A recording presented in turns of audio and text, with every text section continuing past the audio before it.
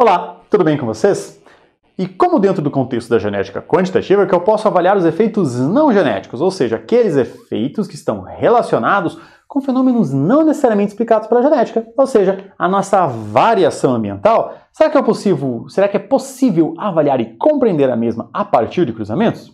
Vamos entender? A primeira coisa que nós precisamos compreender é que existem características ou doenças que são mais sensíveis que outras à influência ambiental. Nós podemos perceber, então, a fenilcetonúria em humanos, a pelagem em coelhos, são características muito influenciáveis pelo ambiente. Enquanto que, por exemplo, a distrofia muscular em galinhas é pouco revertida ou postergada se você administrar, por exemplo, penicilina ou utilizar alguma outra estratégia para mitigação. Então, existem características que são mais ou menos influenciadas pelo ambiente para sua expressão. E assim nós podemos começar a compreender algumas variações. Vamos imaginar aqui que eu tenha linhagens puras sendo cruzadas, aqui um parental 1 e um parental 2. Se essas nossas linhagens são puras, a causa dessa nossa variação aqui observada ela é ambiental. Aqui nós temos a distribuição dos nossos tamanhos de corola, que são a característica da flor que está sendo avaliada aqui entre esses dois parentais. Esses dois parentais apresentam características aqui extremas e elas têm uma distribuição que é única e exclusivamente justificada pelo ambiente, dado que essas linhagens aqui são puras. Se eu olhar a nossa geração F1, que é gerada pelo intercruzamento dessas nossas linhagens parentais puras, nós também observamos uma certa variação. E o que essa nossa variação também nos diz? Nos diz somente sobre a variação ambiental, ou seja, a variação que o ambiente causa nessa característica. Se nós avançarmos para a nossa geração F2, agora sim, percebam que aqui eu tinha genótipos puros, contrastantes. Aqui eu tenho um genótipo somente, o nosso heterozigoto aqui sendo observado. Agora, na nossa geração F2, que foi produzida a partir da autofecundação dos indivíduos da geração F1, eu vou ter distintos genótipos sendo observados. E não mais eu tenho uma variação causada apenas pelo ambiente, mas agora tem uma interação do ambiente e do genótipo, o que justifica essa nossa distribuição maior aqui, que apresenta um desvio, uma variância superior. Se eu prosseguir e produzir uma geração F3, por exemplo, cruzando indivíduos aqui dessa nossa geração F2, eu vou ter ainda mais distribuições sendo observadas, porque justamente eu terei uma combinação entre o ambiente e o fenótipo novamente. Vendo aqui nesse exemplo, eu peguei o indivíduo aqui do extremo inferior e do extremo posterior, autocruzei esses indivíduos e eu obtive novamente duas distribuições aqui, que são combinações da variação do ambiente e do genótipo. Vamos observar aqui uma situação com trigo, por exemplo, onde eu tenho aqui o tempo médio de maturação e a nossa classe modal aqui. Então eu tenho dois indivíduos parentais aqui, o indivíduo A e o indivíduo B, que eles apresentam uma certa variação essa relacionada com o ambiente em relação ao tempo até a maturidade em dias.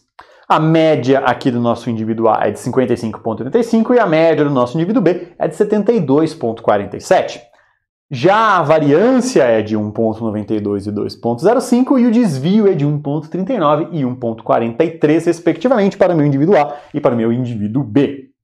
Se eu olhar aqui na nossa geração F1, cruzamento de A e B, que são linhagens puras entre si, nós vamos ter uma média de 62,2. Percebam que essa nossa média de 62,2 é a média aqui dos nossos parentais, um desvio aqui de uma variância de 2,88 e um desvio de 1,70. Novamente, esse meu desvio aqui, ele tanto quanto os nossos desvios dos parentais, ele é ocasionado apenas pelo nosso ambiente, dado que eu estou falando de indivíduos que têm um genótipo similar de geração F1.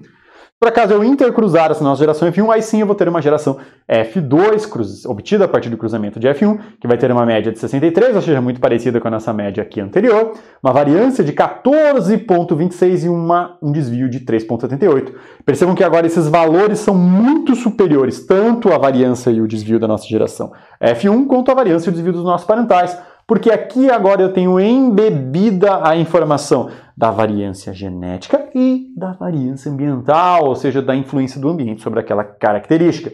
Eu considerar aqui a variação do tamanho da corola em flores de tabaco dessa planta autógama aqui, ou seja, plantas que tendem a ser homozigóticas. Nós temos linhagens puras, parentais de 40 ou 94 milímetros em média de corola, que seriam mais ou menos essa distribuição aqui, ou seja, eu tenho plantas com 40 e plantas com 90 na nossa geração parental, de indivíduos puros. Quando eu realizo um cruzamento e produzo a nossa geração F1, eu vou ter aqui uma variação, e quando eu pego essa minha geração F1 e intercruzo entre si, eu tenho uma variação maior. Aqui em cima nós temos 40 e 94 e a variação é única e exclusivamente ambiental. Na nossa geração F1, que eu vou ter indivíduos heterozigotos cruzados a partir dos parentais, eu também terei uma variação apenas ambiental, aqui de 61 a 67 milímetros. Já na nossa geração F2, a variação ela é ambiental e genética. Por quê? Porque agora, além do componente ambiental, também tem um componente genético. Por isso eu tenho essa distribuição mais alongada, eu tenho uma variância maior. Assim sendo, nós temos sempre que levar em consideração que as características, ou seja, os fenótipos, eles podem variar a partir de componentes ambientais, componentes genéticos ou ambos os componentes simultaneamente.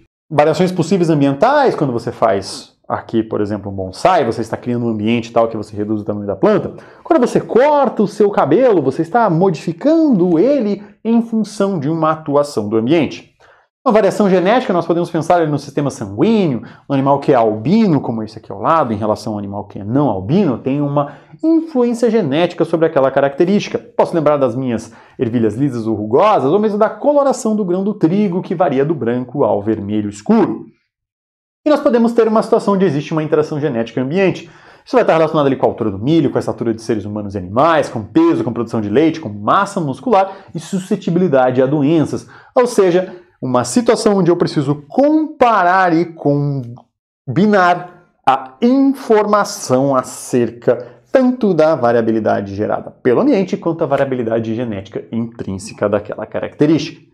Assim, eu posso falar que a variabilidade fenotípica é expressa por uma característica quantitativa, é resultado de diferenças genéticas e ambientais.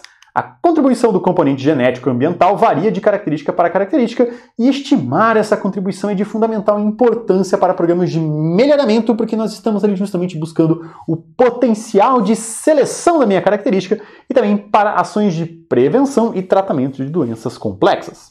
E agora nós podemos começar a pensar em decompor essa nossa variância fenotípica em função de seus componentes. Nós podemos pensar então que o fenótipo sempre vai ser o genótipo mais o ambiente, o E aqui de environment, de ambiente em inglês. Eu posso falar em variâncias. Aqui o meu quadrado, eu estou representando as variâncias com a minha letra sigma aqui. Se eu tivesse apenas com sigma, estaria falando de desvios.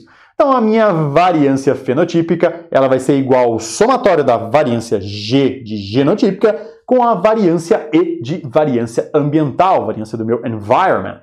Assim, se eu for decompor essa minha variância fenotípica, o que eu observo aqui, obviamente, que o meu fenótipo é o genótipo mais o ambiente, que eu teria aqui uma média, obviamente, e essa média, quando eu observo um indivíduo aqui específico, ele sempre vai ser o somatório do genótipo mais aquele ambiente onde ele está. Aqui eu teria um outro indivíduo que também será uma somatória do genótipo mais o seu ambiente. Esse outro indivíduo vai ser também um genótipo mais o seu ambiente e vai chegar a um distinto valor. Eu nunca posso levar em consideração apenas a variação genotípica. Eu sempre tenho que levar em consideração que essa variação em relação à minha média esperada, ela é composta por esses dois elementos, a variação genotípica e a variação ambiental. E como que eu posso calcular essa minha variância fenotípica? Então, podemos pegar uma situação como essas aqui, onde a minha atividade enzimática, que entre esses nossos distintos fenótipos é de 32, 28, 24 e 20. Se nós calcularmos aqui, nós teremos um total de 26,6 como a nossa variância fenotípica total. E se eu modificar em relação ao meu exemplo anterior, onde eu tinha dois tipos de ambiente, para uma situação onde todo mundo está exatamente no mesmo ambiente, todo mundo está no ambiente 1, ou seja, eu tenho apenas o meu genótipo aqui variando, logo eu zerei a minha componente de variação ambiental. Então a minha variação fenotípica é igual à minha variação genotípica. Logo, a minha variação fenotípica é igual à minha variância aqui quantificada, que vai ser de 21,3, se eu calcular a variância desses meus dados aqui. Se eu modificar essa minha situação, percebam aqui agora, eu tenho ambientes variando, mas eu tenho o meu genótipo sem variação. Percebam aqui, ó, eu apenas tenho um dos genótipos sendo avaliados. Se eu calcular aqui a variância em função desses meus valores, eu chego a um resultado de 5,3. Só que lembrem que agora eu zerei a minha variância genotípica, logo a minha variância fenotípica é igual à minha variância ambiental. Logo, a minha variância fenotípica é igual à ambiental, que é de 5,3. Assim sendo, eu posso falar que o meu componente genético é de 21,3 de variância e o meu componente ambiental é de 5,3, gerando uma variância fenotípica completa de 26,6. E conhecendo essas duas componentes, eu posso introduzir um novo conceito, que é o conceito de herdabilidade, ou seja, ele está representando o quanto diferenças genéticas entre os indivíduos são responsáveis pela variância fenotípica observada. E a gente vai chamar essa herdabilidade de duas formas. A primeira delas da herdabilidade no sentido amplo. Essa nossa herdabilidade no sentido amplo, normalmente representada por um H maiúsculo, ela está dizendo que a proporção da variação fenotípica que é devida a fatores genéticos. Ou seja, eu vou pegar a minha variância genética e dividir ela pela minha variância total, ou seja, aqui meu G pelo meu F, meu G pelo fenotípico, que é o meu total.